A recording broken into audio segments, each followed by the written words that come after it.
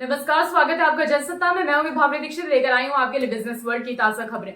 वित्त मंत्री निर्मला सीतारमण ने मंगलवार को कहा कि भारतीय रिजर्व बैंक द्वारा हाल ही में एक तंत्र की घोषणा के बाद कई देशों ने रुपए में द्विपक्षीय व्यापार करने में रुचि दिखाई है।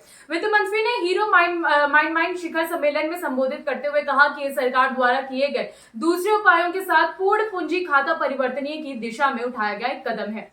पूछे जाने पर कि क्या भारत पूंजी खाते में बदलाव के लिए तैयार है, उन्होंने कहा कि ये रूबल रुपए का पुराना प्रारूप नहीं है, अब ये द्विपक्षीय रुपया व्यापार का प्रारूप आया है। मुझे खुशी है कि केंद्रीय बैंक इसे ऐसे समय में लाया है जब ये बहुत महत्वपूर्ण था। उन्होंने इस बात पर प्रकाश डालते हुए कहा कि कई देशों ने रुपए में व्यापार करने में रुचि दिखाई है। उन्होंने कहा कि एक तरह से ये भारतीय अर्थव्यवस्था को हमारी उम्मीद से ज्यादा खोलने में समान है।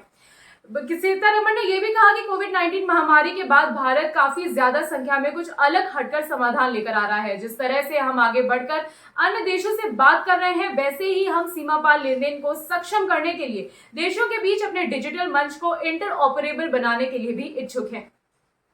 देश में नई नियुक्तियों का परिदृश्य काफी मजबूत नजर आ रहा है। भू राजनीतिक तनाव के बीच विकासशील देशों के लिए वृद्धि के अवसरों की संभावनाओं के मद्देनजर करीब 94% कंपनियों ने अगले 3 महीने में नई नियुक्तियों की योजना बनाई है। मैन पावर ग्रुप के मंगलवार को जारी रोजगार परिदृश्य सर्वे के अनुसार अक्टूबर-दिसंबर 2022 के लिए श्रम बाजार की धारणा मजबूत दिखाई दे रही है। इस सर्वे में 41 देशों और क्षेत्र के सार्वजनिक और निजी क्षेत्र के 40,600 नियोक्ताओं की राय ली गई। सर्वे के अनुसार भारत में 64% कंपनियां अपने कर्मचारियों की संख्या बढ़ाएंगी, वहीं 10% ने कर्मचारियों की संख्या कम करने की बात कही। 24% का कहना है कि उनकी कर्मचारियों की संख्या में किसी तरह का बदलाव करने की योजना नहीं है।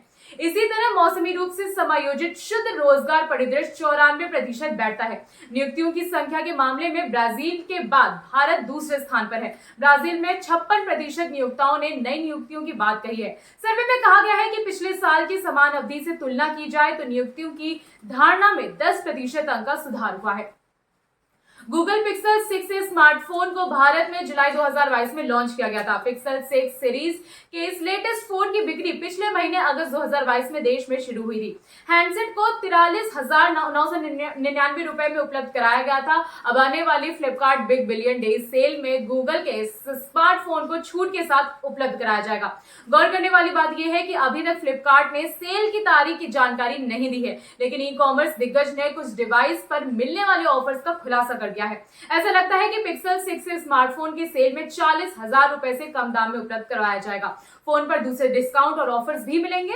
आपको बता दें कि फ्लिपकार्ट पर गूगल पिक्सल 6a को 43,999 रुपए में बेचा जा रहा है। ई कॉमर्स साइट पर बिग बिलियन डेज सेल्स में इसे 34,199 रुपए में उपलब्ध करवाया जाएगा।